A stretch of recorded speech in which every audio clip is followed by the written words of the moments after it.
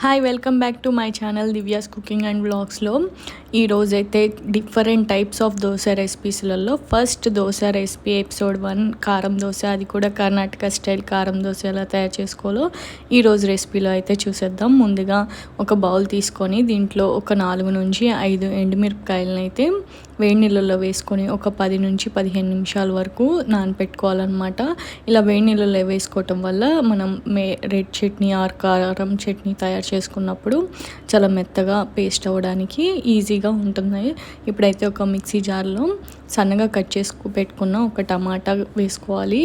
కొంచెం పెద్ద సైజులో అయినా కట్ చేసుకోవచ్చు, మిక్సీకి వేసుకుంటున్నాం కాబట్టి నార్మల్గా కట్ చేసుకొని వేసుకుంటే సరిపోతుంది. అలాగే 2 మీడియం సైజు ఆనియన్స్ని కూడా కొంచెం పెద్ద ముక్కలుగానే కట్ చేసుకొని యాడ్ చేసుకోవాలి. ఇలా యాడ్ చేసుకున్న వాటిలలోనే ఇప్పుడైతే దీంట్లోకి ఒక 1/2 టీ స్పూన్ వరకు ఈ జీలకర్రని కూడా యాడ్ చేసుకోవాలి. అలా ఇప్పుడు ఇంకా దీంట్లోనే ఒక 4-5 వెల్లుల్లి రెబ్బలను కూడా యాడ్ చేసుకోవాలి. అలాగే ఇప్పుడు రుచికి సరిపడంత సాల్ట్ని కూడా యాడ్ చేసుకొని అలాగే ఒక టీ స్పూన్ వరకు కారాన్ని కూడా ఇందులో యాడ్ చేసుకోవాలి. కారము కొంచెం ఫ్లేవర్ కోసం, అదేవిధంగా కలర్ కోసం దీనికి యాడ్ చేసుకోవాలి. ఇప్పుడైతే ఎండుమిరపకాయలు నానబెట్టుకున్న వాటిని కూడా ఇందులోనే యాడ్ చేసుకొని వీలైనంత మెత్తగా గ్రైండింగ్ అయితే వేసుకోవాలి. వాటర్ అనేది యాడ్ చేయకుండానే మనం దీన్ని అయితే పేస్ట్ లాగా వేసేసుకోవచ్చు, ఎందుకంటే ఆనియన్స్లో వాటర్ వస్తుంది కాబట్టి వాటర్ ఏమి యాడ్ చేయకుండా ఈ విధంగా స్మూత్గా మెత్తగా పేస్ట్ అయ్యేంత వరకు కూడా మనం మిక్సీకి వేసుకోవాలి. ఇప్పుడు దీన్ని అయితే ఒక బౌల్లోకి తీసుకొని పక్కన పెట్టేసుకొని మనం దోశ బ్యాటర్ని అయితే ప్రిపేర్ చేసుకొని దోశలకి అయితే వేసేసుకుందాం. ఈ విధంగా అయితే కర్ణాటక స్టైల్ కారాన్ని అయితే ప్రిపేర్ చేసుకొని పక్కన పెట్టుకోవాలి.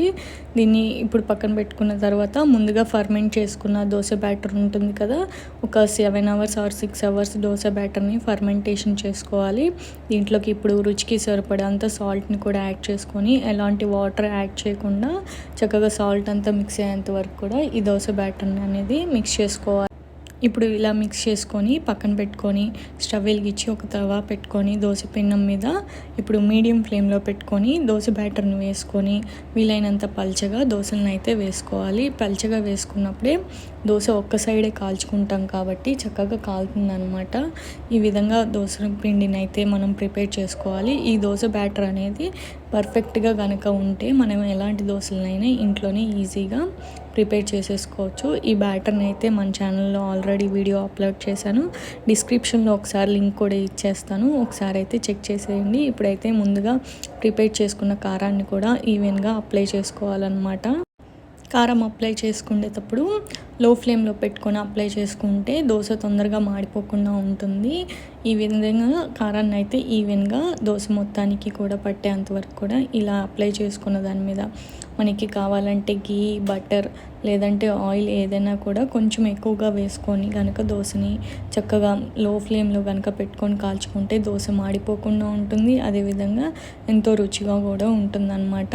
ఇలా కాల్చుకున్న దోశని ఒక్క సైడే కాల్చుకొని ఇలా కనుక ఫ్లిప్ చేసుకొని దోశను కనుక ఏ చట్నీతో అయినా కనుక సర్వ్ చేసుకుంటే ఎంతో రుచిగా ఉండి కర్ణాటక స్టైల్ కారం దోశ అయితే ప్రిపేర్ అయిపోతుంది.